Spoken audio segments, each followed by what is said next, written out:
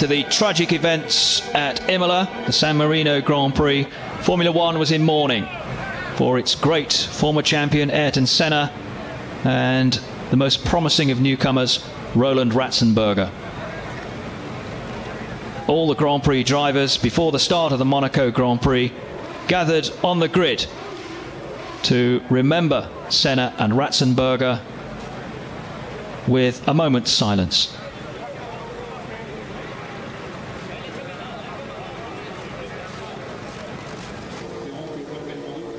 The crowd too, thousands of them packing all the balconies and the little streets, wending their way up from the harbour, all of them with their conversations punctuated by the name of Ayrton Senna. Michael Schumacher claimed the first pole position of his already illustrious career. Damon Hill, in the only Williams Renault entered, was on row 2. Jean Alesi in the Ferrari, returning to Grand Prix racing, took a place on row 3. Both the footwork Fords showing up well. Martin Brundle in the McLaren disappointed with his qualifying position. 8th place. Michele Alboreto, the Italian veteran, on row 6, and Andrea de Cesaris returning to the Jordan for the first time this season. 198 Grand Prix, he replaced the suspended Eddie Irvine. Olivier Beretta in the Rousse, number 19, the first Monegasque to take part in the Monaco Grand Prix in its 40-year history. David Brabham in the only Simtech entered as a mark of respect to Roland Ratzenberger. And 2 gaps at the back of the grid, the Saubers having retired, they too affected by the crash in qualifying on Thursday, which left their driver Karl Wendlinger in hospital in Nice. The start of the race, Schumacher immediately into the lead, followed by Häkkinen. Hill moving up alongside Berger, but then a crash involving Häkkinen and Hill. Häkkinen out of the race and left stranded at Sandivot corner, and Hill going slowly up towards Casino Square, where eventually he retired. 2 other cars out at that first corner, Gianni Morbidelli in the footwork and Pierluigi Martini in the Minardi. Michael Schumacher opened up a considerable gap as Damon Hill pulled the Williams Renault to a halt. Damaged steering and wheels, Mika Häkkinen made his way slowly and thoughtfully back to the pits. Schumacher led, the 2 Ferraris, Gerhard, Berger and Jean Alesi provided the challenge for a time. Damon Hill, who wanted to do well so much in this race as a tribute to his late father, who won here 5 times, and to his late teammate Ayrton Senna, a 6 times winner around the streets of Monte Carlo. First pit stop of the race for Martin Brundle.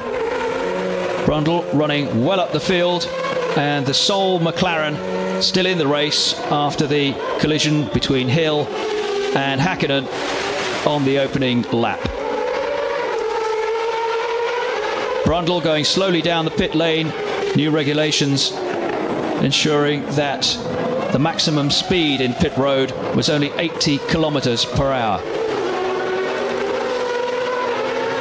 Benetton's smoothly executed pit stop. Schumacher able to come in, refuel, change tyres and get out again and remain in first place. Gerhard Berger in Ferrari number 28 coming in from 2nd place, but his pit stop dropped him to 4th. Eric Bernard, Frenchman, retiring from the Monaco Grand Prix after this spin going into the chicane. Bernard of Ligier retiring on lap 34. Mark Blundell's Tyrrell Yamaha blew an engine, left oil on the circuit and almost caught out Schumacher. Blundell retiring at Sandivot corner, but that oil laid down on the track proved tricky to negotiate for the rest of the drivers. Blundell out of the race. Schumacher in the Benetton having his only anxious moment in the whole of the 78 lap Grand Prix. Behind Schumacher, Berger spun out of second place. Again, the Tyrrell's oil on the track causing the problem. Berger falling back into the clutches of Martin Brundle in the McLaren.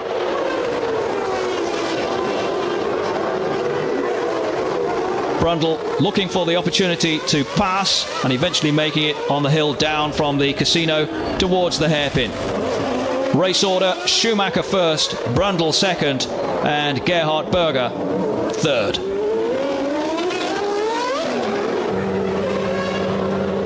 New nose for the Ferrari of Jean Alesi, and this delay in the pits cost him places. After running up in fourth place, he went back down to sixth. But that improved almost immediately when Christian Fittipaldi retired from fifth place, his footwork with transmission trouble. Alesi closing on the Jordan of Andrea de Cesaris. Under 2 seconds between them, but Alesi couldn't catch, let alone pass de Cesaris, and had to be content with finishing in fifth place.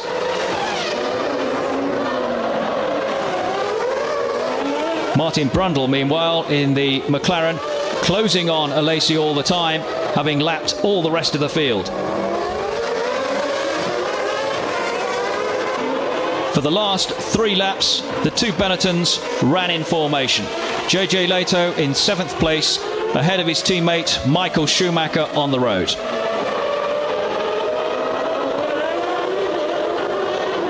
Schumacher bringing his car home for his 6th win in his 42nd Grand Prix. 25-year-old German, starting from pole position and completely dominating the race. Benetton pit crew moving across to the pit wall as they wait for Jackie Ickx to signal the 4th win out of 4 for Michael Schumacher and Benetton in the 1994 season. Michael Schumacher in Benetton number 5, the winner of the 1994 Monaco Grand Prix. Splendid performance by the young German in his now adopted hometown. Martin Brundle bringing the McLaren home for his first points of the season and equaling his career best finish in Grand Prix racing. Gerhard Berger, whose Ferrari engine expired just after the finish, held on to 3rd place. Schumacher by a considerable margin then, over 37 seconds from Brundle.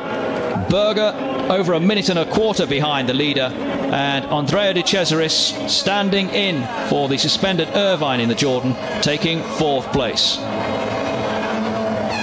But all the plaudits went to Benetton and to Michael Schumacher. A magnificent show for 78 laps around the streets of Monte Carlo.